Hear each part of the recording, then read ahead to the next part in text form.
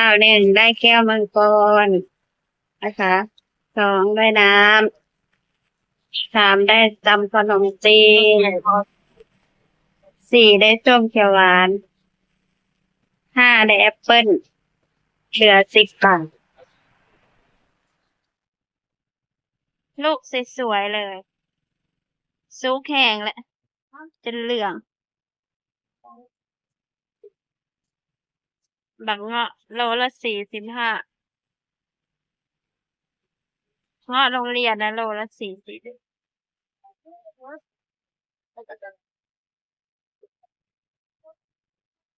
ผู้ใหญ่ๆทุเรียนผู้ใหญ่มากน่ากินนะ500เดนผู้ใหญ่ขนาดเนาะแต่สะอ่อนแพ็คละ500บาทนี่บ่แพ็คละ500บาทนี่นี่อันนี้เท่าไหร่นอนเดี๋ยวผู้ใหญ่เนาะ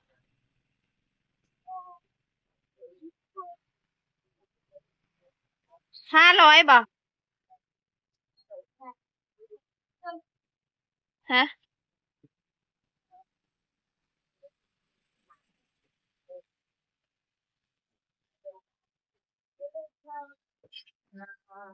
มังม่วงมักขี้หูดบ่นี่ขนมครก20 บาทบ่ขนมครกนี่นะ20 บาทบ่จ้าโคกนี้ละ10บ่เป็นห่อละ10จ้ะโอ้อันนี้ละ20บ่จ้าเป็นตะกินเนาะขนมโคกโบราณนะคะทุกคนใครเคยกินบ้างปอเปี๊ยะทอดก็มีสุดละเท่าไหร่ชุดละ40จ้าสุดละ40ปอเปี๊ยะแหนมคุกระวังรถนะคะร้านผลไม้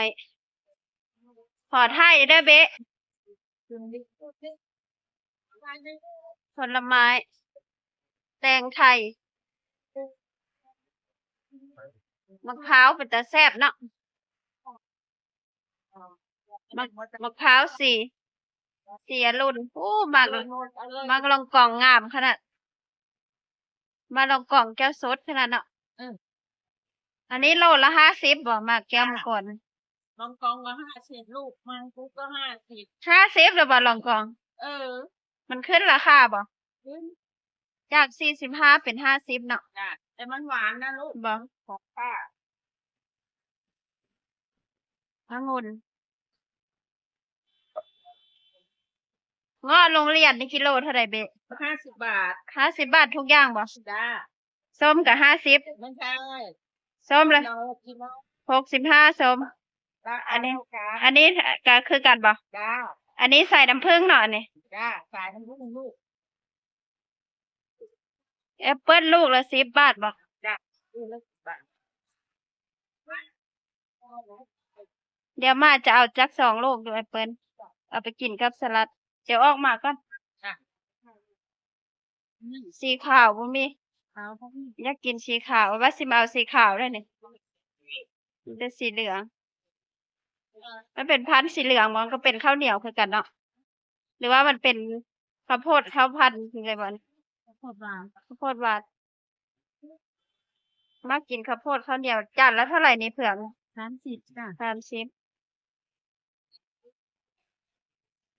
ข้าวต้มตัวนี้ห้วยพวงคูปองไว้กล่องละ20ขนมหวานนะจ๊ะทุกคน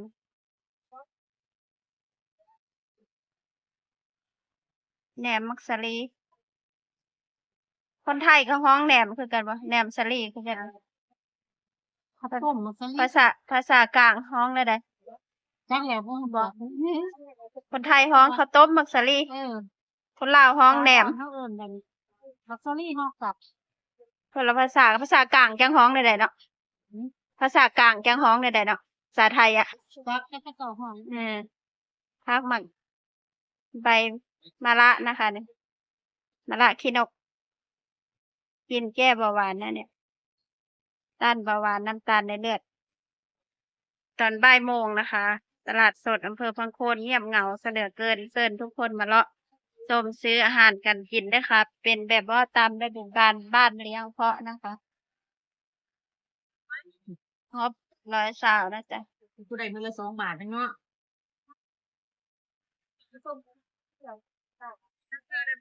อันนี้คือไข่ผำนะคะ วิตามินซีนะจ๊ะไข่ผำสารอาหารเช็ดฮะเดี๋ยวหนูบ่ทายจักเทื่อ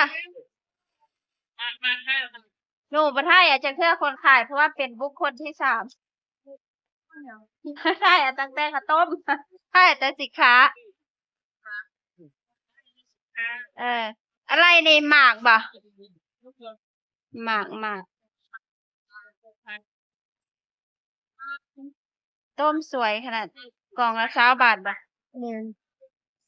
บ่แม่นวันพระคือห่อข้าวต้มบ่ มื้อนี้ มื้ออื่นบ่ ถ้าไปใส่บาตรนี่จะดีกว่า บ่มื้ออื่นเช้าจังซื้อสิมาใส่บาตรอยู่นี่อยู่ มื้อนี้เราว่าจะ บ่ รู้ บ่ มื้อนี้ช่วยไปใส่บาตรนี่มันสร้างเงินกูบอกว่านี่ว่าราคาแพงมากนี่ไม่สินี่ เลือกจานเท่าไหร่เด้ อยาก30ต้อง50 30กับ50ต้มให้นึ่งให้เรียบร้อยเป็นตากินได้บ่เจ้ากินหยังน่ะแตงไทยบ่บาดปลาส้มตะกินใช่บ่อาหารบ้านเฮาเด้อค่ะ กินว่าบ่ได้ ปลาทูนี่จะแต่ละ20 บาทบ่ กินหอ น้ำอ้อยโบราณ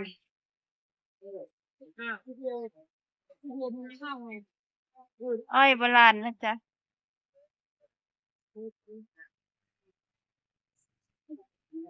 หน่อไม้4 กำร้อยหน่อไม้มากอีหยังอันนี้มะพร้าวเครื่องแกงนะคะหน่อไม้สดมะกึดเผ็ดโซนเครื่องแกงเม็ดบัว10 บาท10 บาท10 บาทหน่อไม้สดถุงละเท่าไหร่นึง ถุงละ30 ถุงละ30 บาท3 หน่อบางใหญ่เลยเขาเรียกไข่อะไรนะ เขาหูเบิดหนึ่งเที่ยง ถูกเลยนะคะ เขายุ่งแฟน ปลาอหย่างว่าในปลาซิวแก้ว เหลือเท่านี้แล้วลูก ขายดีเกิน มาช้าเนาะ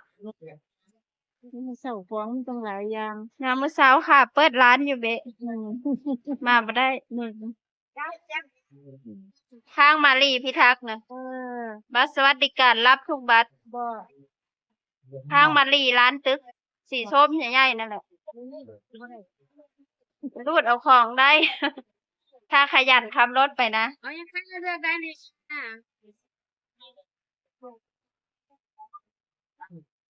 ผักหอมผักชีฝรั่งนี่งามขนาดผักหอมชีฝรั่งเลยอันนี้ผักหอมแป้นคนลาวข้าวแคล200บ่นี่ 3 บาท100นึง 3 อัน100นึงไปถึงใช่ปะ เบิดแล้ว บ่ เบิดยามแล้ว ขายเบิดแล้วหมู บ่ ขายเบิดแล้ว เนี่ยค่ะเห็ด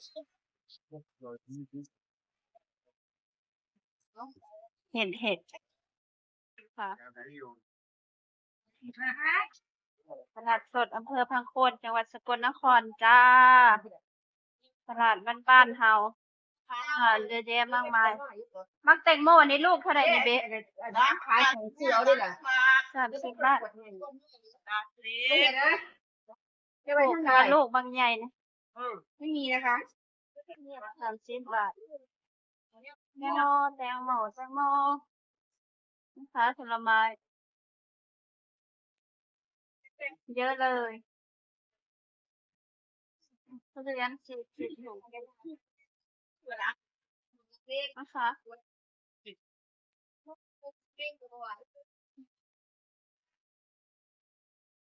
อันนี้เขาจะเป็นพวกของแห้งนะคะ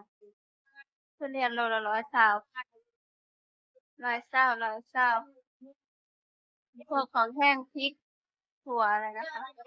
สะอ่อนมากล้วยบะหมูกล้วยนะกล้วยต่ำบ๊ายบายนะคะ ขอบคุณที่รับชมฝากกดไลค์กดแชร์กดซับให้น้องรถด้วยนะคะฝากสร้างรจนาพารีวิวตลาดด้วยนะคะ1 ไลค์ 1 แชร์กดซับให้1กำลังใจของน้องค่ะบ๊ายบายเจอกันใหม่คลิปหน้าเจ้า